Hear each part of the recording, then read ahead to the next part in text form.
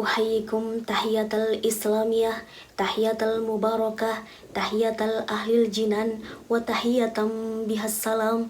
Assalamualaikum warahmatullahi wabarakatuh.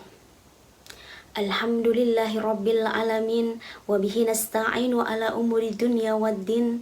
Assalatu wassalamu ala asrofil anbiya'i wal mursalin, wa ala alihi wa sahbihi ajma'in, amma ba'd.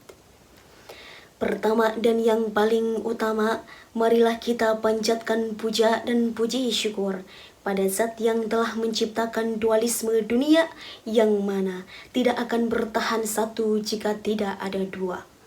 Maka terciptalah langit dan bumi, bulan dan bintang, lautan dan daratan, si cantik dan si buruk rupa, hingga sempurnalah kehidupan di alam semesta ini.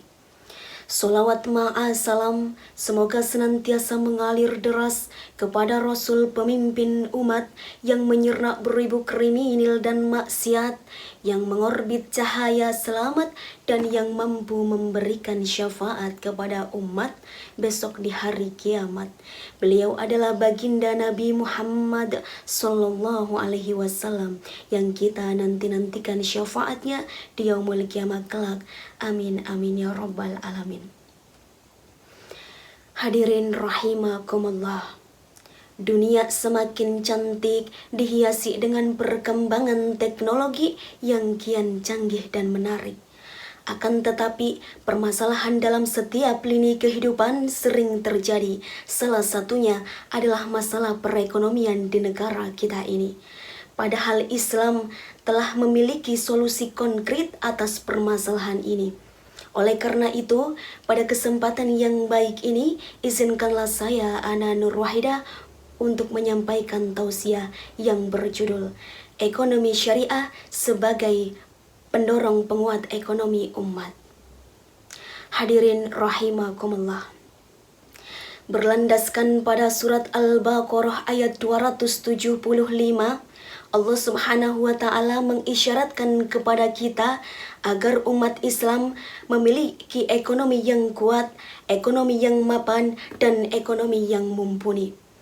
Allah Subhanahu wa Ta'ala juga mengisyaratkan agar orang tua memiliki keturunan yang kuat fisiknya, kuat akalnya, dan kuat perekonomiannya.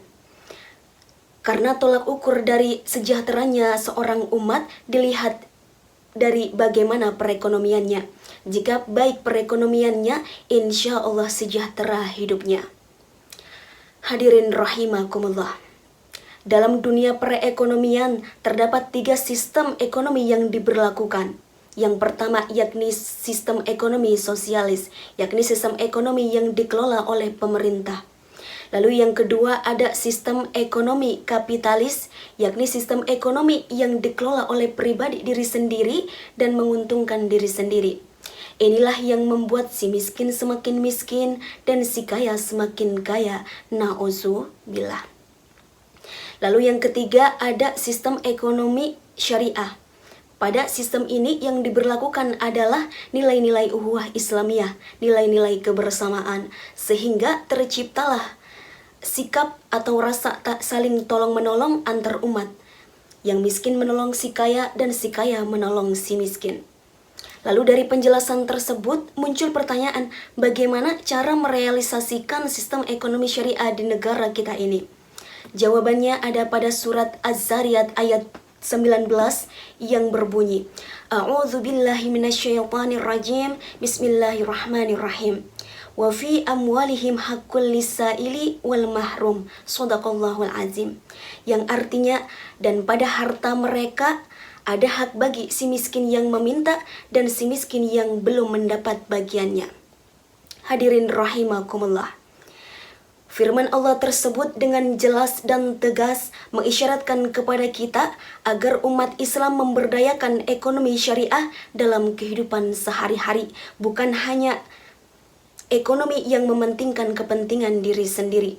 Oleh karena itu, saya mengajak teman-teman di seluruh Indonesia untuk merealisasikan ekonomi syariah dalam kehidupan sehari-hari kita.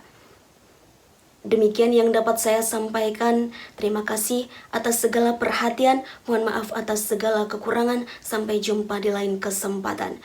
Usikum wa nafsi bitaqallah. Wallahul muafiq ila aqwamil thariq. Wassalamualaikum warahmatullahi wabarakatuh.